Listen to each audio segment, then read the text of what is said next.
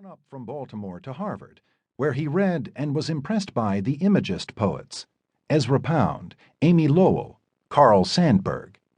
He also made his acquaintance with the work of James Joyce, the 20th-century writer who, though hardly given to English plain speech, would have the most enduring influence on him.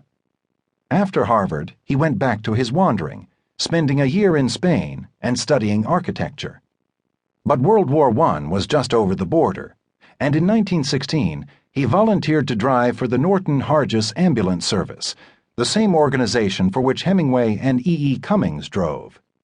He served in France and Italy, and then with the entry of America into the conflict, he enlisted in the AEF, and all told, got as much of a dose of modern war as he would need for the inspiration to portray its soldier victims in his first novel, Three Soldiers, 1921. The reticent writer was always disposed to the action.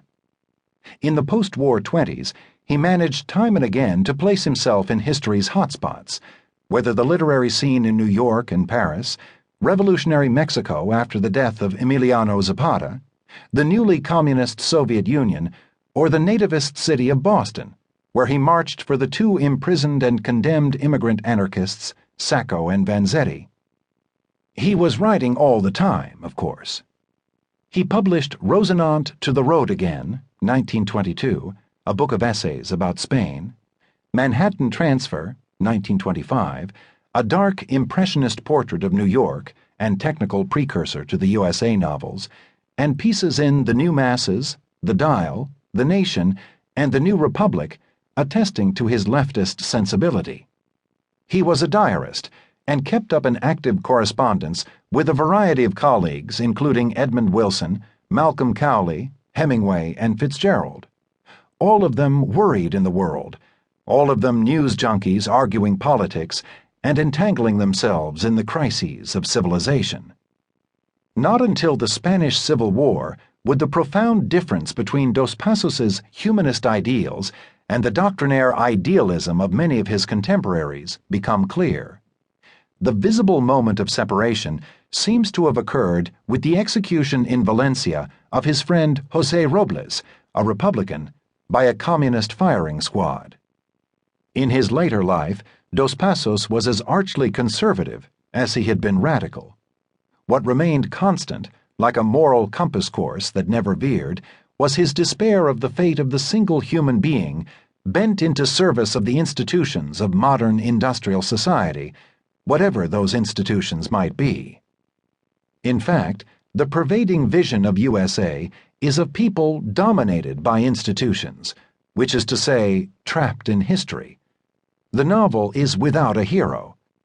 We are given narratives of the lives of a dozen men and women: Joe Williams, a seaman; Mac, a typesetter; J. Ward Morehouse, a public relations man; Eleanor Stoddard, a stage designer; Dick Savage, a Harvard graduate and World War I ambulance driver; Charlie Anderson, a wartime air ace and inventor; Margot Dowling, an actress; Ben Compton, a union organizer, and so on, and watch 3 decades pass through them as they reach their prime and then age and flounder, either to die or to simply disappear, or, with 1 or 2 exceptions, to end in moral defeat.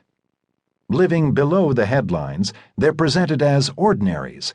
Their lives can intersect, they can sometimes be charming or sympathetic, but they are always seen from above, as in satire, and all their irresolution, self-deceit, and haplessness, and their failure to find empowerment in love or social rebellion, is unconsoled by the moral structure of a plot. U.S.A. has no plot, only the movement forward of its multiple narratives under the presiding circumstances of history. The circumstances themselves are occasionally flashed to us by means of the so-called newsreels that interrupt the text with actual headlines from newspapers of the time, fragments of news stories, advertising slogans, and popular song lyrics, all popping up in rat-a-tat fashion like momentary garish illuminations, as from fireworks, of the American landscape. Early readers were dazzled, as they should have been, by these collages, but Dos Passos does not stop there. A third mode is the